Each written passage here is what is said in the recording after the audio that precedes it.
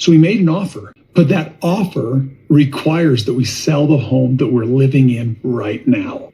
So we're scrambling to pack ourselves so we...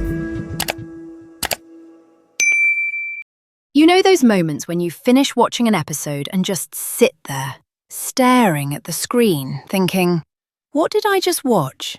That's exactly how this new Sister Wives episode felt. Hollow, strange, and deeply uncomfortable. Not because it was shocking or emotional, but because it was empty. There was no heart, no genuine connection, just chaos wrapped in ego and delusion. Long-time fans, people who've been watching since the beginning, from the early days in Lehigh to the move to Vegas, to the never-ending dream of Coyote Pass, we tuned in hoping for something real, maybe a glimpse of growth, a moment of truth, or even a spark of the old family spirit that once made this show so special. But instead, what we got was a staged storm, both literally and emotionally, where Kody and Robyn seemed more committed to performance than to the truth. Hey everyone, welcome back to TLC's Sister Wives chapter. I'm Sarah, and if you've been here before, you already know this channel is where we break down every twist, every contradiction, and every hidden layer of Sister Wives that TLC hopes you won't notice. If you're new here, welcome to the family. Don't forget to subscribe, hit that like button, and share your thoughts in the comments below, because I always read what you guys have to say. And honestly, your takes are usually better than the show's own writing at this point. Now let's get real, because I think a lot of us are wondering the same thing.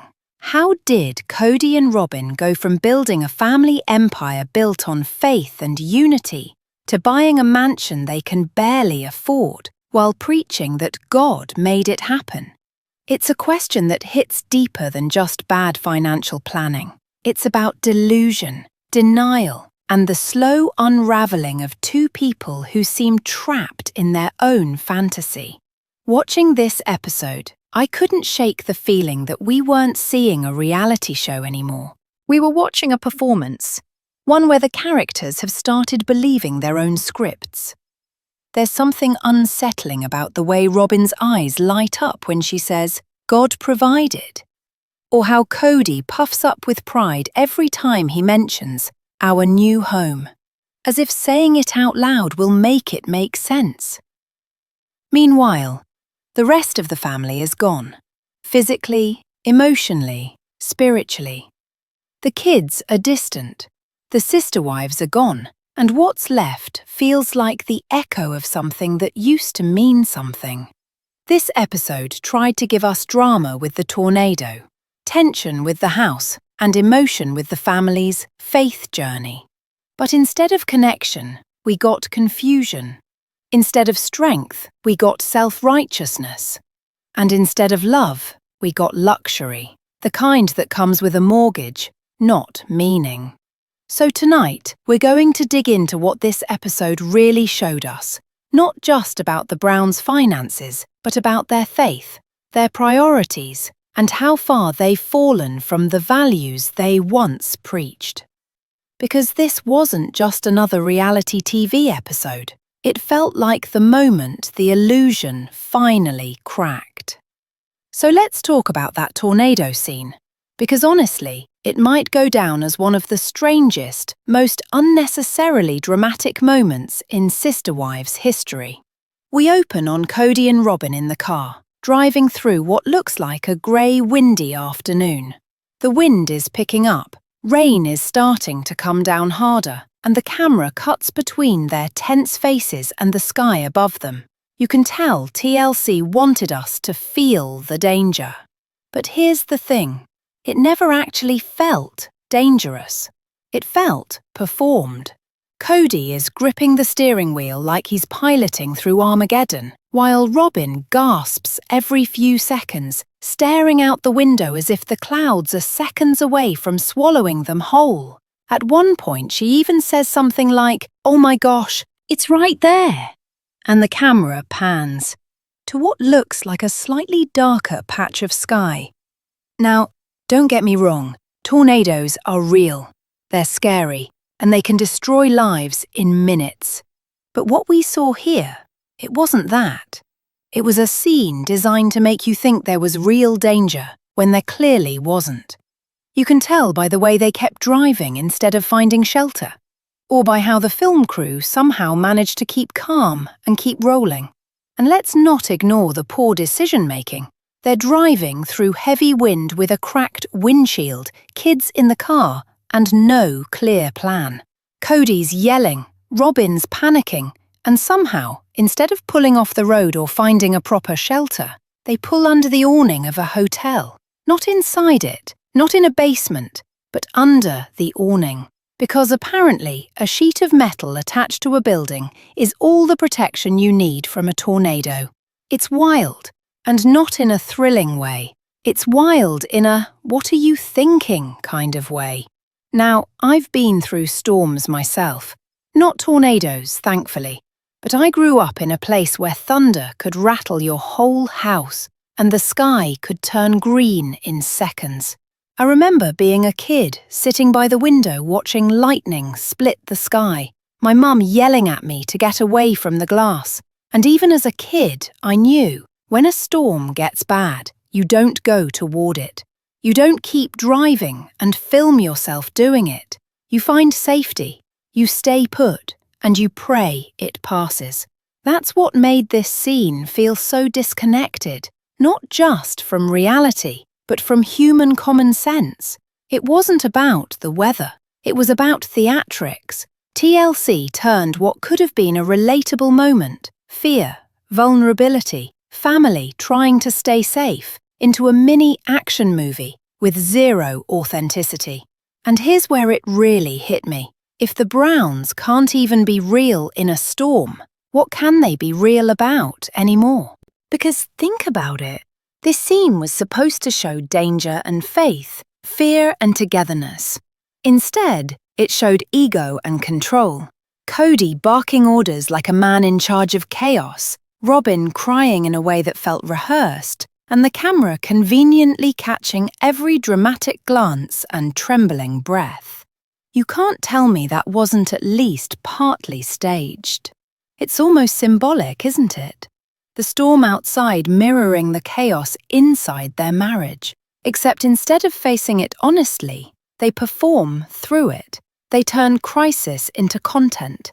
And maybe that's the real tragedy here. Somewhere along the line, Sister Wives stopped being about a family surviving real life together and started being about two people surviving their own narrative, the one they keep trying to sell to the audience. By the end of the tornado sequence, when they finally pull over and say, "We made it," I didn't feel relief. I felt second-hand embarrassment. Because nothing about that moment felt authentic. Not the fear, not the faith, not even the gratitude. It felt like watching actors wrap a scene, not a family grateful to be safe. The storm wasn't real, but the desperation to make it feel real, that absolutely was. And that's what's become of Sister Wives lately. A show that substitutes manufactured danger for real emotional storytelling. Instead of showing us what's truly scary, like loss, loneliness, and the slow death of connection, they give us fake tornadoes and forced tears. Because facing the real storm inside their lives would mean admitting something they're clearly not ready to say out loud. That the worst damage they've ever faced wasn't from the wind outside, but from the silence between them. After the tornado chaos, the episode takes a sharp turn, straight into real estate fantasy. Suddenly, the storm isn't the sky tearing apart, it's the Browns' finances, and it's just as unsettling to watch. We see Kody and Robyn standing in front of this massive house, a $2.1 million mansion, acting like it's some divine gift that fell out of heaven. The camera pans across the stone driveway, the winding staircase, the vaulted ceilings, and Robyn whispering that it's everything we prayed for. But as they start explaining how they're actually paying for it, the whole story starts to wobble. Because here's what the episode showed.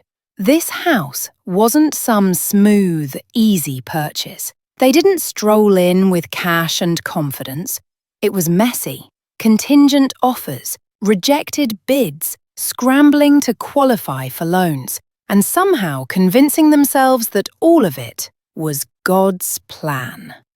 Kody even says something along the lines of, "God provided," as if divine intervention wired the down payment straight into his account.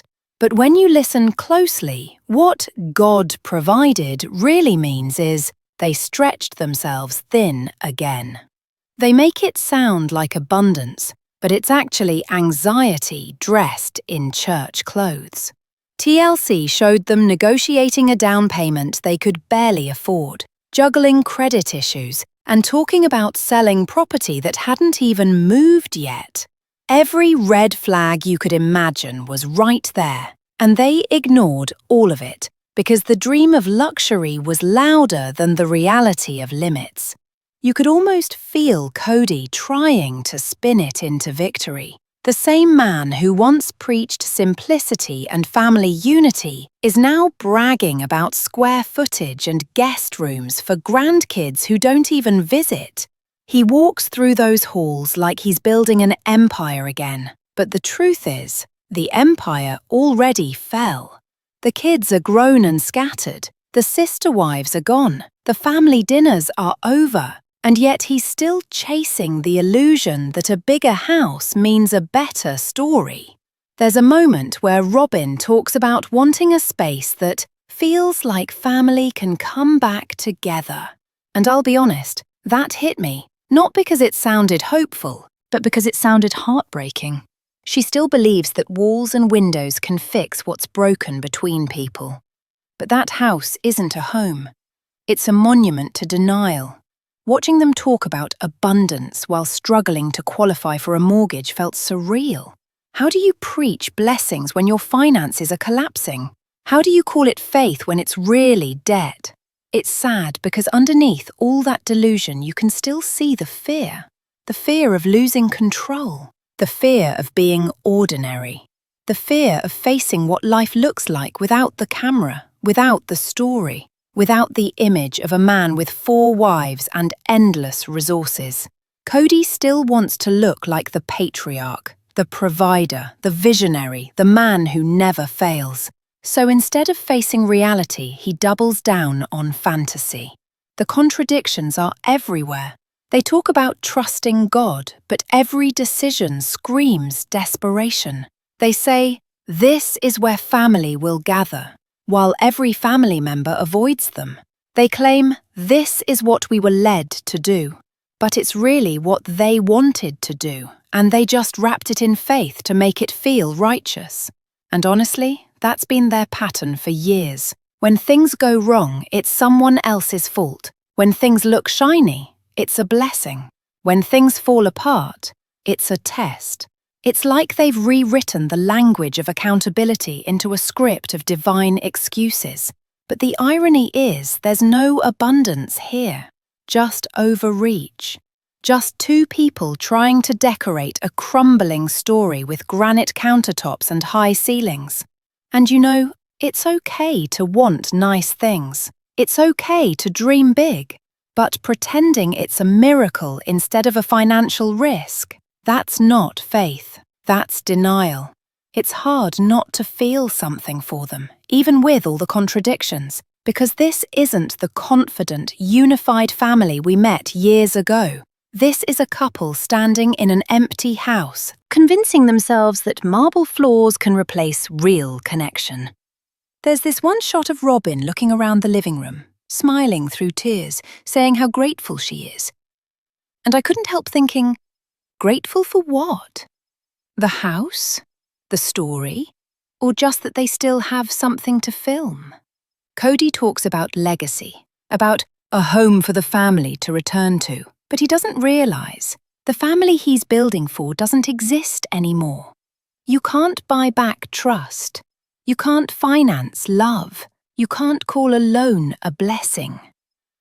At the end of it all, what we're seeing isn't success. It's survival in disguise.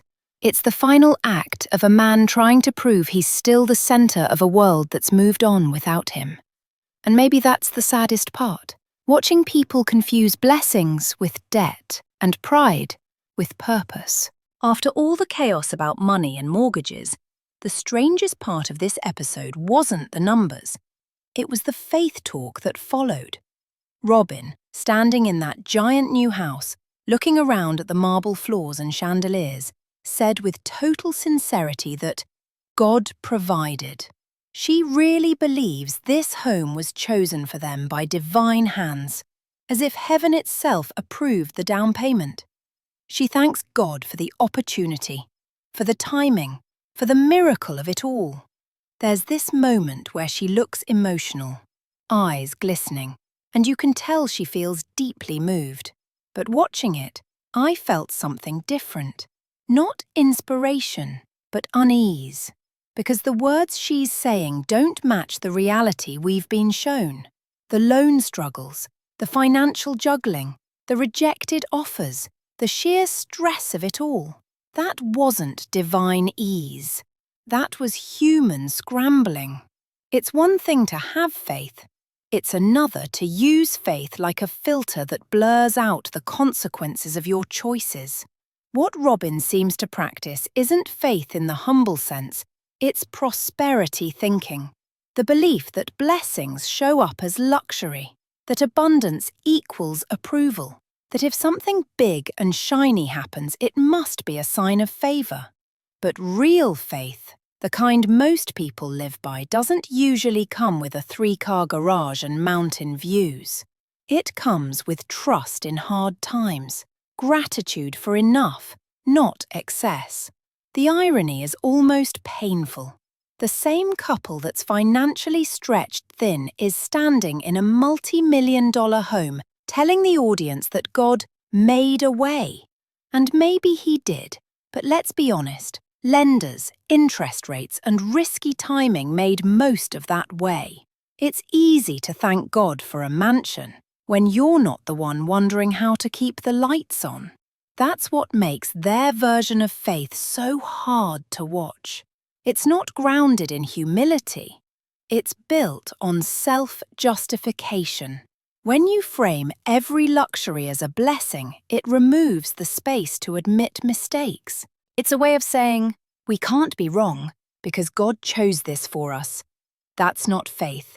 That's insulation from guilt. And maybe that's what's really happening here. Not greed, but fear. Fear of facing how much they've lost, how far they've drifted from what this family once meant.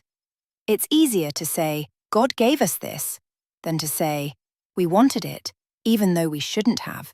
It's easier to believe in a miracle than admit to a misstep. What's so strange is how disconnected it feels from the faith they used to talk about. Back in the early days, when the show first aired, their version of belief was about unity, sacrifice, and sharing resources.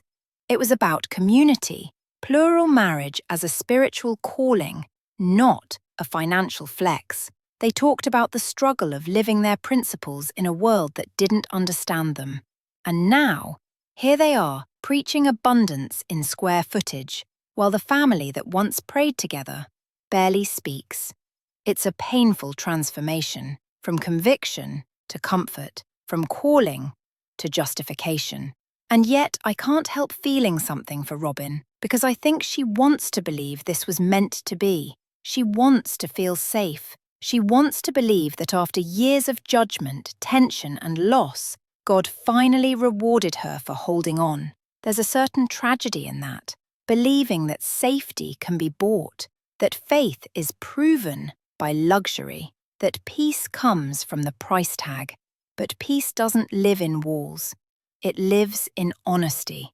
What this episode shows isn't divine provision. It's a kind of spiritual delusion that's become easier to cling to than truth. Because once you start using faith as proof of your own choices, you stop using it as a compass. And that's where Kody and Robyn are now, lost with a map they drew themselves. The saddest part is that real people, You, me, the viewers watching at home, we know what real faith looks like. It's paying the bills when you don't know how. It's staying kind when life gets unfair. It's choosing gratitude when there's no blessing in sight. That's the kind of faith that sustains families, not the kind that signs mortgage papers and calls it divine. So when Robyn says, God provided, maybe she's not lying. Maybe she's convincing herself. Because the truth is too heavy to face, that what they've built isn't a blessing. It's a bubble, and bubbles always burst. That's what makes this episode so haunting. It's not just about money or houses. It's about what happens when belief turns into self-protection. When faith stops being about trust and starts being about denial. And as I watched her standing in that mansion, thanking heaven for a dream that looks more like a debt, I couldn't help thinking, maybe the real miracle would have been learning to live with less and finding peace in that. By the end of this episode, what really sticks with you isn't the tornado or even the mansion. It's the emptiness that hangs in the air after both. When you step back and look at it all together, it's like watching symbols move across a chessboard. The tornado, chaos, confusion, spinning lies dressed as danger. The mansion, denial made of brick and stone. And right there in the middle stand Kody and Robyn, trying to convince the world, and maybe themselves, that everything is fine. But it's not fine. It hasn't been fine for a long time. The storm outside mirrors the storm inside, the swirling noise, the panic, the false calm after. Then they walk into that new house as if they've survived something, but what they're really doing is avoiding the real wreckage, the kind that doesn't show up on camera, the wreckage of relationships, trust, and meaning.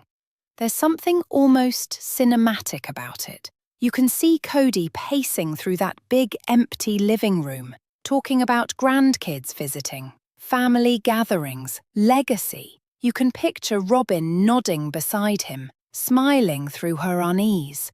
And yet every word feels hollow, because we all know who's missing. Christine, Janelle, Mary, gone. The laughter, the chaos of kids everywhere, gone. What's left are echoes. This isn't a family anymore, it's a stage set. And that's what this episode exposed most clearly. Not just poor financial judgment, but emotional bankruptcy. They've traded substance for spectacle, and you can see it in every scene. The more they try to project happiness, the more you can feel the sadness creeping in from the edges. The tornado was supposed to be the danger. The mansion was supposed to be the reward. But really, both moments reveal the same truth. This family is caught in a cycle of fear and pride. They manufacture storms for attention, then buy mansions to prove they've survived. It's a never-ending performance of control, and it's exhausting to watch. There's frustration, yes. Watching Kody talk about blessings while pushing away everyone who ever loved him feels infuriating. Watching Robyn interpret chaos as divine order feels delusional. But underneath all that frustration is sadness. Sadness for what this show has become. Once it was about building something rare. A big, complicated, imperfect family that loved through faith. Now it's a mirror of greed, ego, and self-deception. You can't build a legacy on pride. You can only build one on love, honesty, and humility. And that's the one thing this family seems to have forgotten.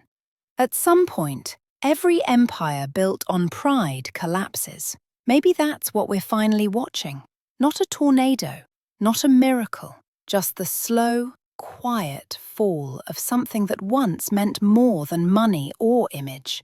And as the camera fades out on that shiny new house, you can almost hear the silence.